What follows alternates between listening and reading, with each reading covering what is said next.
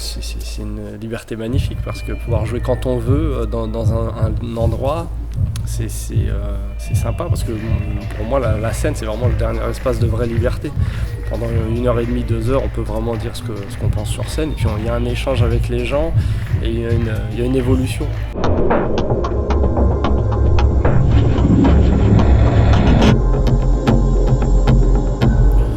C'est un spectacle où j'ai voulu, entre guillemets, raconter un peu tout ce qui s'était passé depuis les événements du Covid et un peu dans ma vie, on va dire. J'ai voulu recentrer sur la question de notre utilité sociale, sociétale.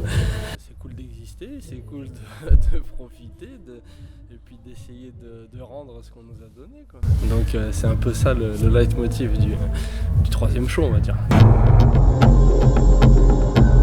Ouais, un petit peu. Après, bon, c'est toujours des prétextes. Moi, je suis assez pudique, on va dire, sur la vie perso, mais c'est intéressant parce que c'est des expériences à partager, mais surtout, moi, l'idée, c'est de montrer un peu ce qui est drôle dans les choses spécifiques qui me sont arrivées depuis, quoi. Parce que le premier spectacle, les choses que je racontais, c'était pas nécessairement des choses qui me ressemblent maintenant, 43 ans.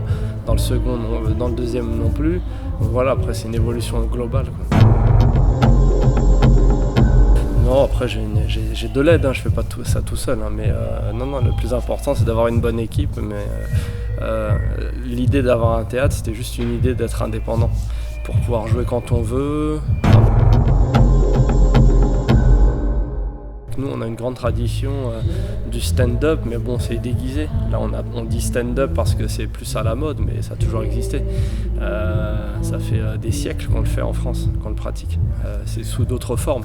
Chansonnier, poésie, griot, conteur, ménestrel, troubadour. C'est juste les mots tendances qui ont évolué, mais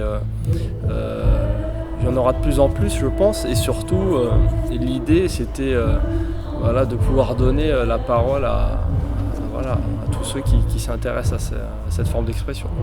Enfin, pour le théâtre, je pense.